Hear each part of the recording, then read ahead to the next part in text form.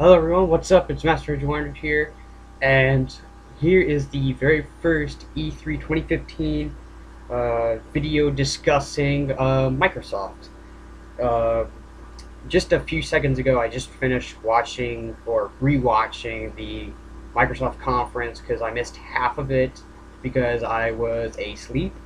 Um, and for once, I'm actually kind of impressed by Microsoft.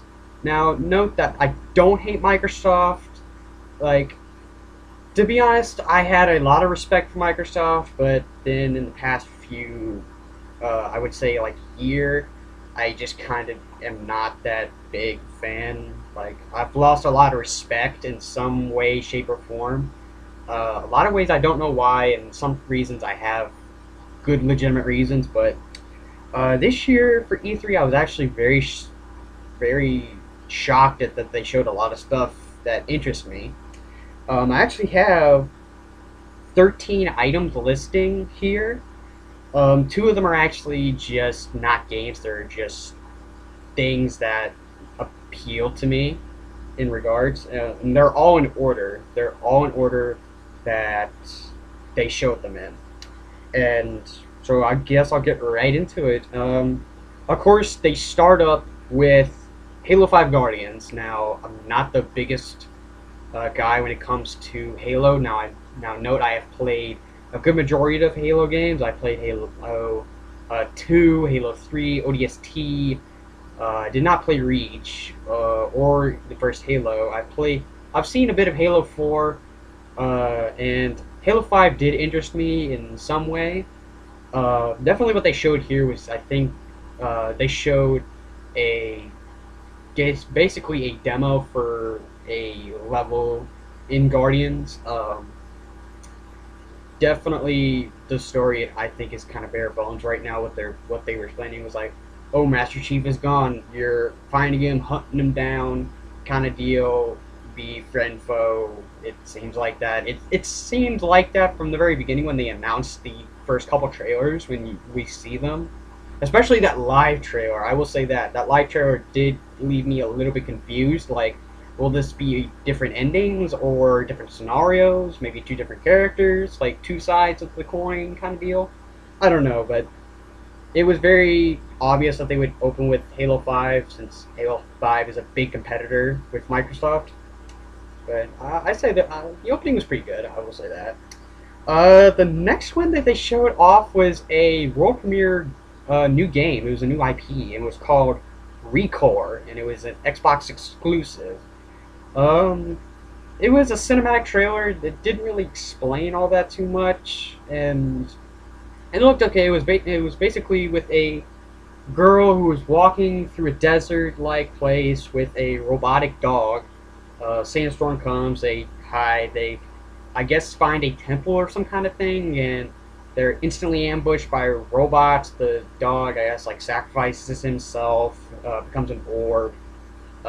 She goes to this old decrepit robot, places the orb there, and the dog is reborn as this robot, whatever thing. I don't know. It it looked interesting. It definitely did. It just was very confusing. I didn't know what was going on.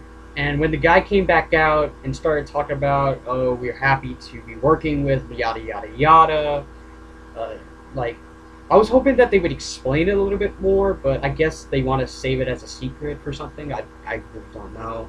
It looked interesting. Recore, it was definitely something that was worth my interest. The next thing was not a game. This is actually something I found very shocking to hear about. The Xbox One backwards capability. They talked about bringing the old Xbox 360 games to Xbox One. Now that was a very smart move. I will give them props for that. Now I don't remember what Sony did. It was either that it's not backwards capability, or you had to play. You can only play the old games digitally. Get them, you have to buy them. It's one of the other ways. Um, I don't honestly remember about it, but definitely what they said about the backwards capability with Xbox One was very good in my regards. It was very shocking to hear that. And it's like, oh, you can play the old Xbox games on holiday. I think this year, you can use your Xbox One capabilities, which is the screenshot, share, upload deals, play your old systems. They'll be a lot more better, run a lot better on the Xbox One. I'm like, okay, you've earned a little respect. You've earned a little respect for that. So that was very good. Next is Fallout 4, which I didn't know Fallout 4 was at Microsoft. It's a term I didn't catch it in time. Fallout 4, they did show a lot. I will say that they showed some gameplay, the different choices, like Fallout does. Now, note, I've never played a Fallout game before. I know what Fallout is. I like what they've done with Fallout. I have seen Fallout New Vegas. I think I've seen Fallout 3. Or, like, I'm not very keen on Fallout, but I know what it is. I'm interested in Fallout 4. Bethesda has caught my attention with that.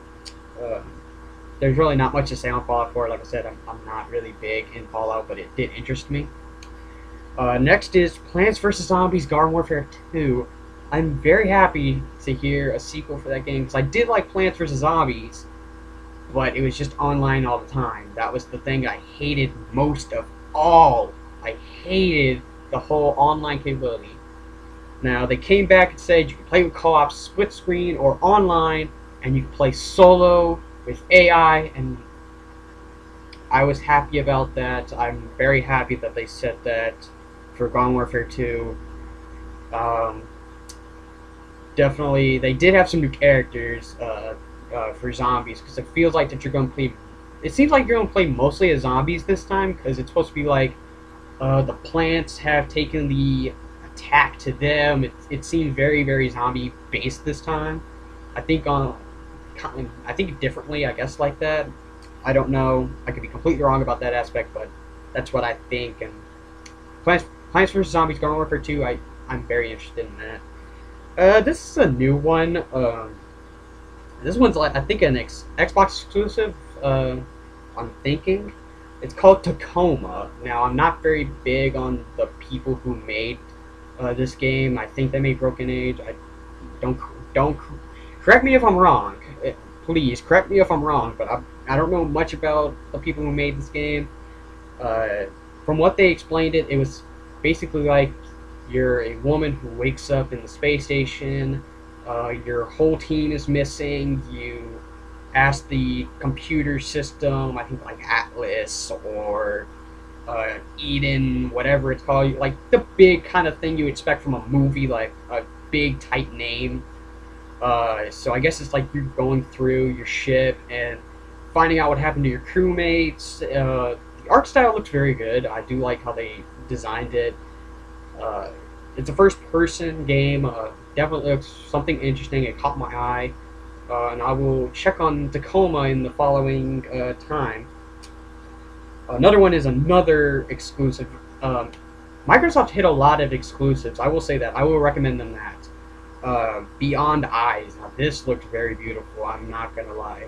Beyond Eyes is like you play a little girl, and she's walking through most of the game that you're seeing on the screen, and she's walking, and she can barely see anything because she's blind. Or partially blind, I guess it's one or the other.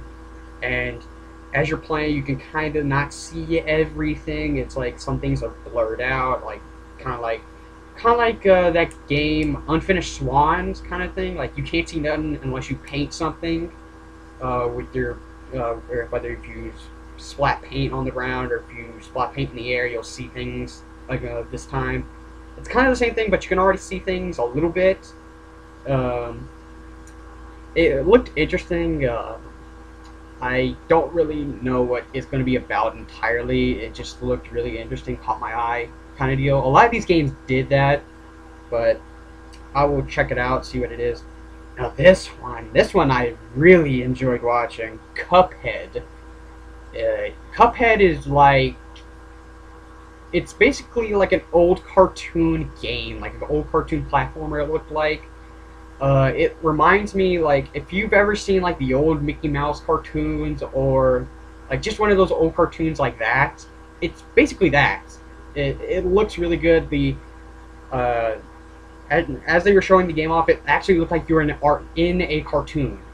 That's what I really liked about it. I'm really excited for Cuphead. I hope that they show more on in the future.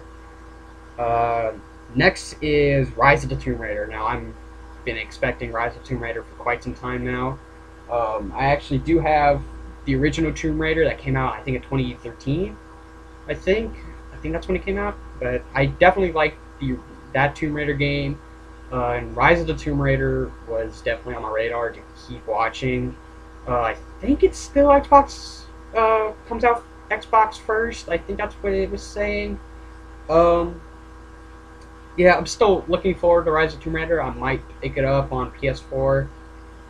Note it would all until I get enough money to buy PS4. Note I'm not getting an Xbox One first. Um, some of these games I will pick up for PS4. Of course, the exclusives I'll just wait until I get an Xbox One for. But I'm not going to go into a discussion why I'm getting PlayStation 4 first instead of an Xbox. It's just for reasons that I want to. Moving on, it's a collection, I guess an HD collection, well, not an HD collection, but a collection of old games called Rare Replay. Now, I've seen most of the Rare's games. I'm very excited to see some of the titles like Battletoads, I think is one, Banjo-Kazooie. Now, note, I did not play Banjo-Kazooie back in the day. Didn't have one call, just pulled off. Banjo-Kazooie,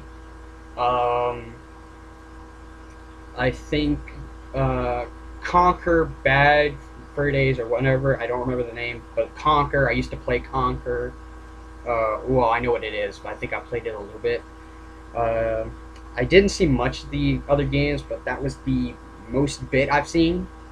The next thing is Sea of Thieves. This one caught my attention instantly. It's basically think of Pirates of the Caribbean or Assassin's Creed Black Flag. It's technically you're part of a crew of shipmates, pirates. You're sailing through the sea. You can find other ships that are completely other people from either basically playing alongside you in an online game, I guess, kind of deal. The whole crew that you have is actual people playing the game. Same thing if you encounter people on the sea, kind of deal. I like pirates. That's why Assassin's Creed Black Flag interests me so much because I'm a big fan of pirates. I'm trying to think. Same thing with Pirates of the Caribbean. That's why I like that. That's why I like movies, like the story of Pirates of the Caribbean. Sea of Thieves, I'll actually continue watching because I want to see what comes forward through that game. Then we're moving on to the last two items in this list, and then I'll give you my rating. The second to last thing is the HoloLens. Now this blew my mind. I'm not going to lie.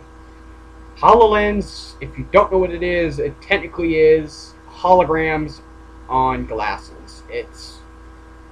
It may not sound interesting or cool, but what I like about it is that he puts on the glasses, he plays Minecraft of all games, and they set up like they set up a big camera to show the people that's at the event and shows us what he's seeing, and it looks really cool. He moves his hand to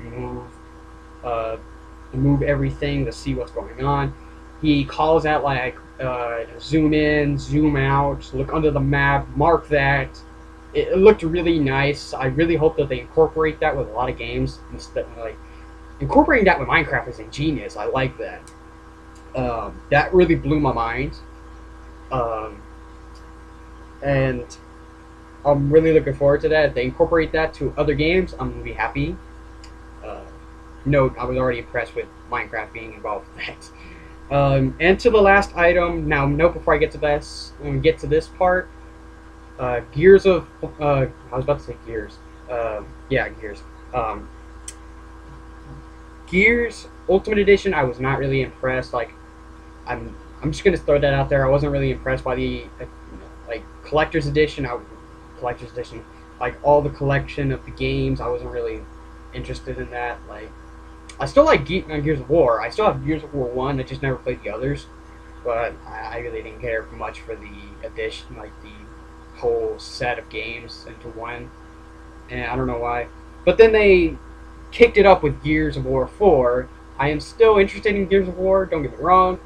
But I'm interested in seeing what later comes of Gears of War. What was weird is that they called it Gears 4. They didn't call it Gears of War 4. And then they later came back and said, oh, it's called Gears of War 4. It was just pronunciated like this when they showed it. I don't know. I'm excited to see what Gears of War 4 interests us. I want to see what goes on in this game. Last but not least, it's the rating. What do I think of Microsoft when it came to E3 this year? I think they did pretty good. I think they were solid. They were strong. Unlike last year, where I think Sony completely blew them out the water. I'm sorry for Microsoft fans, but they just completely blew them out the water last year. But they were pretty strong. They had a lot of exclusives, a lot of new IPs. So the rating I'm going to give them is a C. I thought that they did pretty average. They did pretty good. They were standing strong. They had some good ideas. They had a lot of good games. And I think I'll give them 2 thumbs up. Like, they've earned my respect and a little bit of respect to Microsoft. But like I said, I'm still getting a PS4 for my first next-gen console. But like I said, Microsoft did pretty strong. So that's going to be it for my thoughts on Microsoft at E3 this year. If you enjoyed it, leave a comment below saying what was your favorite thing liking about this in the conference. What did you like? What didn't you like? Did you like the conference at all? Did you hate it? Do you agree with what I said? Yeah, and if you like this video, comment, like, share, and subscribe for more. Until the next one, I am Master 100, signing out till next time. See everybody. Have a great day.